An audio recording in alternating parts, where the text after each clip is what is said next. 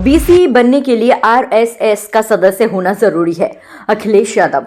सपा अध्यक्ष अखिलेश यादव ने आज लखनऊ में प्रेस कॉन्फ्रेंस कर संभल में हुई घटना को लेकर समाजवादी पार्टी के डेलीगेशन टीम ने जो रिपोर्ट दी है उसकी जानकारी दी। वहीं भारतीय जनता पार्टी पर जमकर निशाना साधते हुए कहा कि बीसी बनने के लिए आरएसएस का सदस्य होना जरूरी है। अखिलेश यादव। जो घटनाक्रम है, आखिरकार इतनी जल्दी क्या थी सर्वे को लेकर के? जब आपके पास प्लेसेस ऑफ वर्शिप एक्ट है 1991, उसके तहत आप सर्वे नहीं कर सकते। लेकिन सरकार और अधिकारियों ने जानबूझ करके एक सोची समझी रणनीति और साजिश के तहत उन्होंने ये काम किया। और जिन लोगों की जान गई है, ये दंगा नहीं है, ये प्रशासन की गोली से गई है जान। गोली अगर कहीं से चली है तो प्रशासन ने चलाई है। आज भी कोई सच्चाई नहीं जानता है कि आखिरकार जिलाधिकारी या वहां के बहुत सारे वरिष्ठ अधिकारी उन पर दबाव क्या है, किस कारण ये इस तरीके का काम कर रहे हैं जो अनडेमोक्रेटिक है, अनकॉन्स्टिट्यूशनल है। जहां पर अभी भी कार्रवाई चल रही है, पार्टी के लोगों को निशाना बनाना, वहां जो लोग जेल चले गए, जब उनकी कहानी सुनने को मिलती है, इतनी अन्याय की कल्पना कोई नहीं कर सकता जो उनके साथ हुआ है। उनके शरीर पर चोट है और इतनी चोट है जिसकी हम और आप बता भी नहीं सकते हैं। पूरा शरीर काला कर दिया,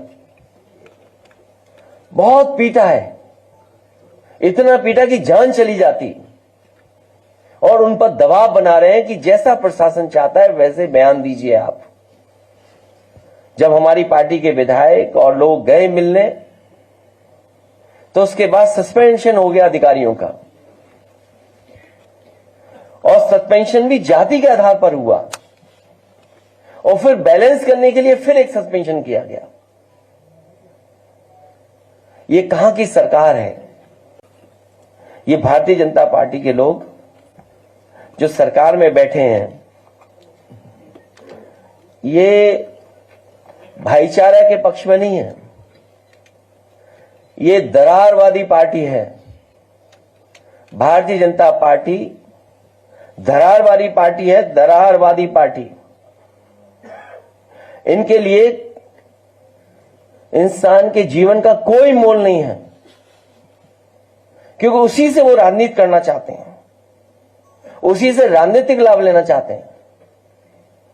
भाजपा के अगर काम देखें हम लोग, या पिछले इतने कार्यकाल का जो हम आकलन करें, तो ये भारतीय जनता पार्टी हृदयहीन पार्टी है। इतनी घटनाएं होने के बाद भी कोई सिंपैथी नहीं किसी के लिए। और उत्तर प्रदेश में कोई एक घटना नहीं हो रही है, लगातार होती जा रही है। जिले उठा करके देख लीजिए किस तरह की घटनाएं हो रही हैं। और तब जब ये नारा लगाते थे कि जीरो टॉलरेंस है, जीरो टॉलरेंस की सरकार है,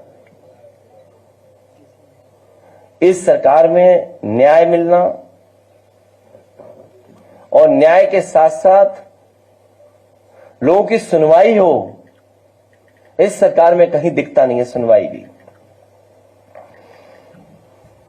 भाजपा सरकार के दो पड़ले हैं,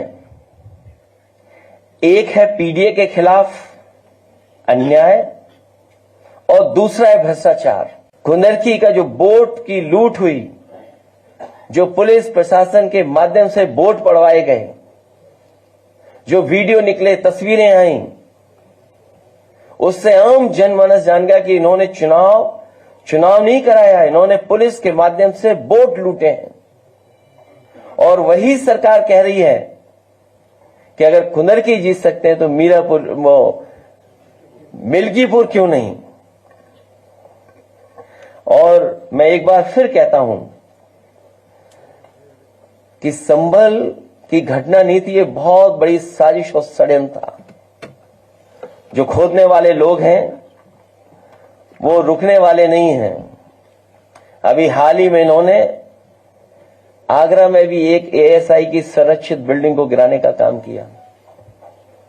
और आगरा में जब जानकारी लोगों को हुई, समाजवादी पार्टी ने अपने तमाम प्लेटफॉर्म पे जब बात ये उठाई, तो न केवल वो प्रोटेक्टेड बिल्डिंग को रोका गया, बल्कि जो तोड़ना चाहता था उसके पीछे टीम लगा करके भेज दिया गया है। सुनने में आया वो आगरा से फरार है, लेकिन जो जानकारी मिल रही है, जानकारी है कि विक्रमादित्य और कालिदास के आसपास ही कहीं वो है। पीक पे भ्रष्टाचार है इस सरकार में, चाहे वो दिल्ली वाली बात हो चाहे लखनऊ वाली बात हो। पीक पे महंगाई है आपकी, पीक पे बेरोजगारी है, आप कोई इन्वेस्टमेंट नहीं ला पा रहे हैं।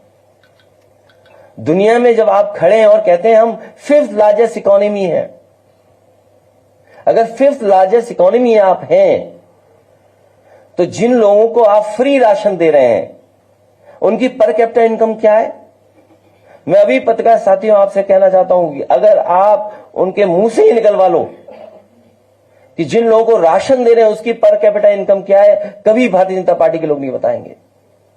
तो अगर 5th लार्जेस्ट इकोनॉमी है और 3rd लार्जेस्ट इकोनॉमी बनने जा रहे हैं, तो अनएम्प्लॉयमेंट क्यों है इतना? सरकारी नौकरियां क्यों नहीं मिल रही हैं? जॉब्स क्यों नहीं क्रिएट हो रहे हैं? और फिर इतने इन्वेस्टमेंट की जो बातें की गई थी, बड़ी बड़ी 40 लाख करोड़ का इन्वेस्टमेंट आएगा, कहां है इन्वेस्टमेंट? अब तो दूसरे प्रदेश के लोग इन्वेस्टमेंट मीट करने लगे हैं। आपकी इन्वेस्टमेंट मीट पुरानी हो गई, अब तो 2-2.5 साल हो गए होंगे उसको लगभग। तो 2-2.5 साल पुरानी जो आपकी इंडस्ट्रियल पॉलिसी थी, उसमें जब कोई इन्वेस्टमेंट नहीं आया, जो और प्रदेश इन्वेस्टमेंट मीट कर रहे हैं, तो वो तो नई इंडस्ट्रियल पॉलिसी बना रहे होंगे, नई तरह की सुविधाएं दे रहे होंगे। तो इन्वेस्टमेंट आपके यहां आएगा कि उनके यहां आएगा? और दुख की बात तो यह है कि देश के प्रधानमंत्री जी भूल गए यहां के 40 लाख करोड़ के इन्वेस्टमेंट को और वहां के इन्वेस्टमेंट के लिए अपील करने जा रहे हैं। आपको एक सर्टिफिकेट चाहिए वीसी बनने के लिए, आप आरएसएस के सदस्य होने चाहिए, बस। सब ये नियम बकवास है।